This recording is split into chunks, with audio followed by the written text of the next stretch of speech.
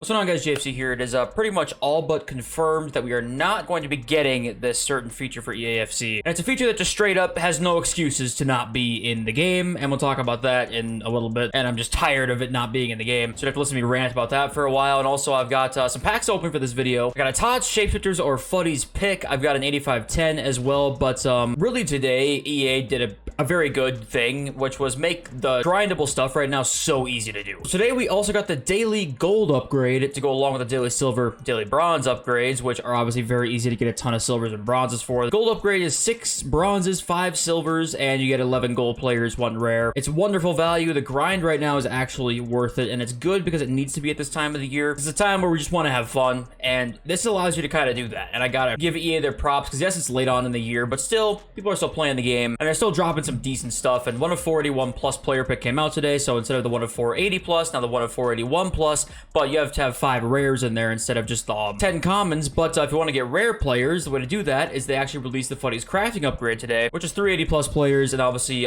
there's the objectives that go along with that. It allows you to get this Nani card, who looks pretty good. He's a premium Fuddy's card, 5/5 Nani, standard Fuddy's card, but there's, it's not great packs in return for doing all 35, really. You get an 84 10 at the end of it, which is kind of nice, but most of this is like 84 threes and 85 threes. Not the best ever, but it's something. And also the 8510, which you can't see, is repeatable 5 times a day now instead of 3, and it's also easier. It's just 1 squad, which is, I think it's 88 rated. It is 88 rated. Of course, you need a team of the week or team of the season, which kind of sucks because there's almost none in packs, which is probably the worst part about this Fuddy's promo right now, honestly, is the fact that you can't really pack tots with team of the weeks. There's a couple team of the weeks in packs, but they're pretty hard to pack. The 8510 is pretty much repeatable right now because you're gonna be able to almost do all 5 every day if you can just grind a little bit. Maybe not all 5, but you'll be able to do a lot of them. If you guys want to grind out those 8510s right now, the best way to menu grind at the moment, if you're still doing it, is basically do the daily bronze and daily silver upgrades. That's pretty easy stuff. Then obviously you get enough players to do the daily gold upgrades. You're gonna do all 10 times, and you're actually not gonna do league SBCs at all, because if you guys didn't know this, the premium mixed league upgrade, you get basically the same amount of golds back that you put in. What ends up being worth is you get more rares back usually for your commons, which you might say, okay, well, we need more rares right now. Why wouldn't you do that? But the thing is, you can just get the rares from here, the 380 plus players pack for the commons. So you basically, it's not worth it to do the league SBCs at all. It's just straight up do the daily bronze and silver upgrades, daily gold upgrades,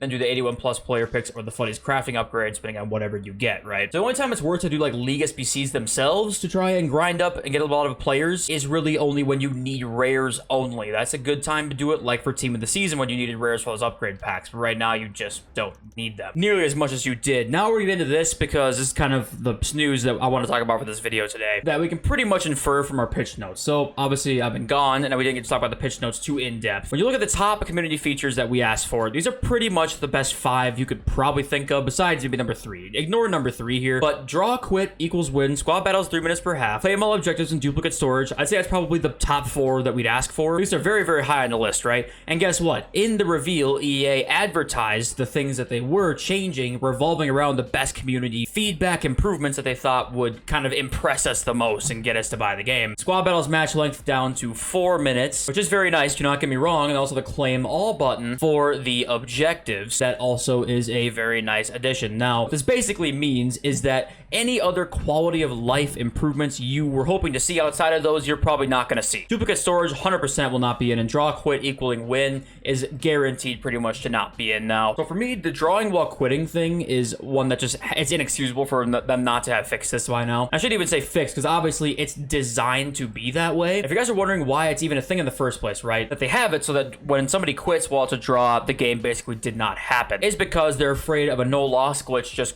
running crazy and people being able to disconnect to the other person on purpose while the game is 0-0. They get the win, they go 20-0, get crazy rewards, then they sell all those coins they get, they farm, a million accounts, getting rank 1 every single week, and then obviously the coin selling begins. That's the reason why it's not a thing. The only reason it's a thing is because they're afraid that they are not going to be able to, stop the glitches, basically, or fix them in time, or figure out a way to fix them. That's the only reason that this problem exists in the first place, and it's insane that there's not going to be a thing. And obviously the item improvements here, you know, there are a lot of decent improvements. You know, now you can swap your untradeable duplicates in bulk instead of going one by one, because that obviously was very tedious, especially if you open like the 250 rare gold players pack and you get like 100 dupes. I mean, imagine having to swap all those out. I mean, that's pretty insane. That's a good thing too. And obviously the menus changed here, so where you kind of in the top left, you can like seamlessly transition through all of that. But the fact that this is not a thing is so insane. Also, this is something that I've just like seen nobody talk about. I think the part of the reasons because competitive FIFA is such like a joke, pretty much, you know, comparing it to other esports out there. But there's this ridiculous thing that I thought would also be fixed this year. Another new feature that I figured would be, you know, coming eventually. Maybe it'll be a thing eventually, but this, like, the Open Pro ladder is coming this year, right? So they have this whole blurb on basically like there's an FC Pro Open now. Anybody can attempt to qualify for these events, kind of like how it used to be in FUT Champs. This year, it was kind of like that with a division rival skill rating, but it was like just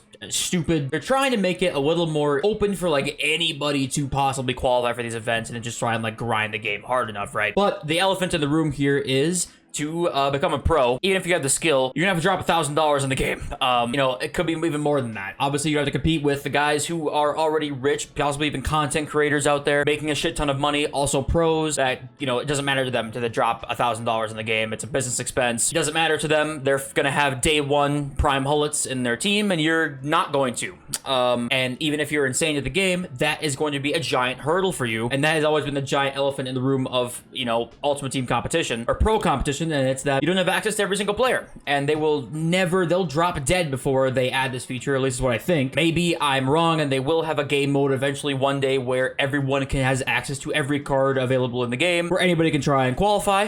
But I think that's just a pipe dream. And if I'm being cynical, this whole thing feels more like a ploy to, you know, maybe the thinking behind this is they'll get 1,000 more people now to try and qualify on the like open ladder system in this new game mode. They spend $1,000 or more, you know, 1,000 times 1,000, little extra cheeky $1 million straight into the pockets of an EA executive out there. Now that's kind of chump change to EA as a company, but you know, a nice little bonus for an employee or two out there. And the Fuddies Xavi Simons player item has 5-star weak foot now. I guess they meant to give it a 5-star weak foot. That's kind of a big deal, and now he has it. So okay, if you see Xavi Simons, now be aware he's got a 5-star weak foot if you want to use him or you're playing against him. Also, guys, literally no leaks right now at all again. And you know damn well now that you can get paid on Twitter for your impressions that this man right here with 1 million followers is going to be tweeting shit when he finds stuff out. So this basically confirms to me that leaks are becoming less and less of a thing for sure right now. We're getting almost no leaks until right before content, or just not getting them at all when content drops. Yes, it's August, but at the same time, you know damn well Sheriff is chasing that bag. This guy lucked into 1 million follower Twitter account, and he's not posting leaks, so that's telling you something. Now, random side note, Chiellini is an icon, okay? Who says Chiellini's not a hero? All right, what are we doing here? I've not talked about the market in a while, and it is the middle of August, so there isn't a ton to say. What I want to say, though, is that this Friday, new Fuddies Best of batch, gonna have all the top Tots cards in it. So guys like Marcus Rashford, who's 983, get him out, okay? Tots Bellingham, get him out. Tots Holland, even, get him out, okay? But okay, this is the one that's repeatable. I don't think it's great, but you can get Fuddies players. My pack look yesterday was fantastic. If you missed that video, go check it out. So let's see if we can stay hot.